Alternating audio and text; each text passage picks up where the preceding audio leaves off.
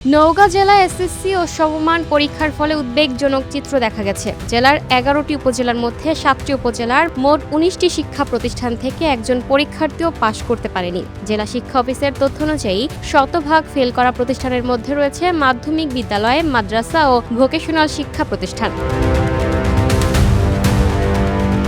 সবচেয়ে বেশি বিপর্যয় দেখা গেছে মান্দা উপজেলায়, যেখানে ৫টি মাদ্রাসার কোনো শিক্ষার্থী পাশ করতে পারেনি। এছাড়া বদলগাছি, পত্নীতলা, সাপাহার, পোরশা, নিয়ামতপুর, আত্রাই উপজেলাতেও একই চিত্র দেখা গেছে।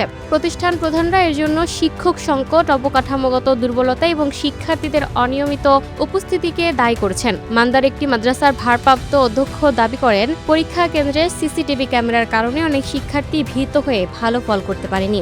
এদিকে জেলা শিক্ষা কর্মকর্তা মোহাম্মদ শাহাদাত হোসেন জানিয়েছে, শতভাগ ফেল করা প্রতিষ্ঠানগুলোর প্রধানদের নিয়ে দ্রুত বৈঠক করা হবে এবং শিক্ষার মান উন্নয়নে প্রয়োজনীয় পদক্ষেপ নেওয়া হবে। নওগাঁর অতিরিক্ত জেলা প্রশাসক আয়েশা সিদ্দিকা বলেন, কোনো প্রতিষ্ঠান থেকে একজন শিক্ষার্থীও পাশ না করা অত্যন্ত দুঃখজনক এবং এ বিষয়ে প্রয়োজনীয় ব্যবস্থা নেওয়া হবে। Lucky Akter, up to date news, Dhaka.